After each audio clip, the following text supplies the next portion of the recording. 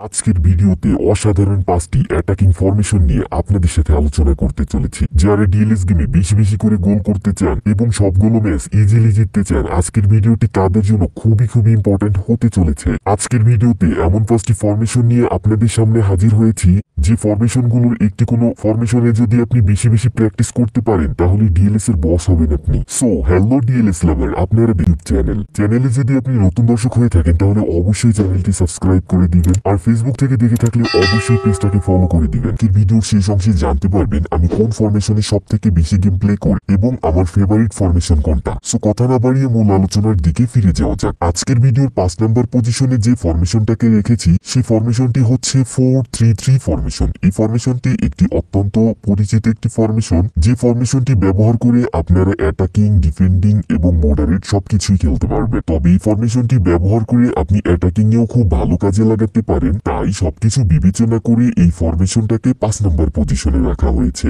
আজকের ভিডিও 4 নম্বর পজিশনে যে ফরমেশনটাকে রেখেছি সেই ফরমেশনটি হচ্ছে 3-on-2-on-3। এই ফরমেশন খুবই জনপ্রিয় একটি ফরমেশন। এই ফরমেশনে আপনি খুবই ভালো অ্যাটাকিং করতে পারবেন। বর্তমানে ডিএলএস প্রেমীদের মধ্যে অনেকেই এই ফরমেশনটি ব্যবহার করে থাকে।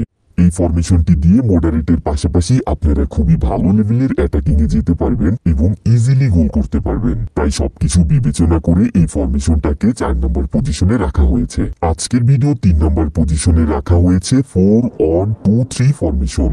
এই ফরমেশনটা ডিএলএস এর খুবই জনপ্রিয় একটা ফরমেশন, কারণ এই ফরমেশন দিয়ে আপনি খুব ভালো লেভেলের অ্যাটাকিং এ যেতে পারবেন। অ্যাটাকিং এর পাশাপাশি আপনার ডিফেন্সটাকেও আপনি ঠিক রাখতে পারবেন এবং বেশি বেশি গোল করার জন্য এই ফরমেশনটি অনেকেই কিন্তু বর্তমানে ব্যবহার করতেছে। এই ফরমেশনটি ব্যবহার করে সব থেকে বেশি আপনি সুবিধা পাবেন কাউন্টার অ্যাটাকের ক্ষেত্রে, কারণ এই ফরমেশন ব্যবহার করে খুব দ্রুত কাউন্টার অ্যাটাকে যাওয়া যায়। আপনারা যারা কাউন্টার অ্যাটাকে গোল করতে পছন্দ করেন তাদের জন্য এই ফরমেশনটি একটি বেস্ট অপশন হতে পারে। তাছাড়া অনলাইন এবং অফলাইন দুইটা ম্যাচে ওভারঅল পারফরমেন্স করার জন্য এই ফরমেশনটি একটি উপযোগী ফরমেশন। 3-on-4-2 formation. অ্যাটাকিং এর ক্ষেত্রে এই ফরমেশনটি একটি জাদুকারী ফরমেশন বলে আমি মনে করি। এই ফরমেশনটি সেকেন্ড পজিশনে রাখার মেন উদ্দেশ্য হচ্ছে এই ফরমেশন দিয়ে বেশি বেশি গোল করা যায়। আর বর্তমানে আমরা কিন্তু ডিএলএস এর যে ক্লাসিক প্লেয়ার রয়েছে সেই ক্লাসিক প্লেয়ার নেওয়ার জন্য অনেকেই কিন্তু ক্যারিয়ার ম্যাচগুলো বেশি বেশি খেলতেছি। আপনারা যারা ক্লাসিক প্লেয়ারের জন্য বেশি বেশি ক্যারিয়ার ম্যাচ খেলেন তাদের জন্য এই ফরমেশনটি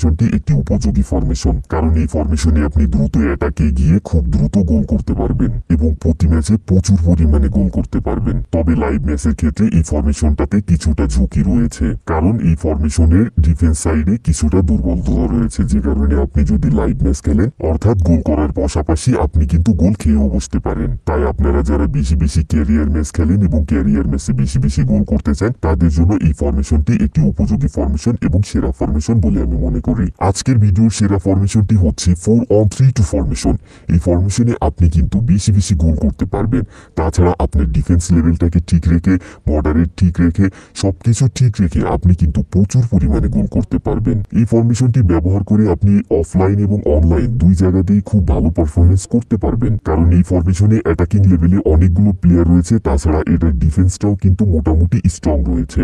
ডিফেন্স এবং অ্যাটাকিং লেভেলটা ঠিক থাকলে মডারেট নিয়ে চিন্তা করা লাগে না। আর সব থেকে বড় কথা হচ্ছে এই ফরমেশনের প্লেয়ারের যে পজিশনগুলো সেই পজিশনগুলোর মাধ্যমে আপনি কিন্তু ডিএলএস এর প্রো প্লেয়ারদের কুপকাত করে ফেলতে পারবেন এবং বেশি বেশি অ্যাটাকিং এ গিয়ে বেশি বেশি গোল করতে পারবেন। আজকের ভিডিওতে দেখানো 5টি ফরমেশনের মধ্যে কোন ফরমেশনটি আপনার সব থেকে বেশি ভালো লেগেছে অবশ্যই কমেন্টের মাধ্যমে জানাবেন। আর আমার সব থেকে ফেভারিট লেগেছে 4-3-3 ফরমেশন, কারণ এই ফরমেশনে আমি অনেক আগে থেকেই খেলি। সো আপনিও চাইলে এই ফরমেশনটি ট্রাই করতে পারেন। সো ভিউয়ার্স, ভিডিওর মাধ্যমে কোনো প্রকার উপকার করে থাকলে অবশ্যই একটা লাইক তো আশা করতেই পারি, আর চ্যানেলে নতুন হলে অবশ্যই সাবস্ক্রাইব করে দিবেন।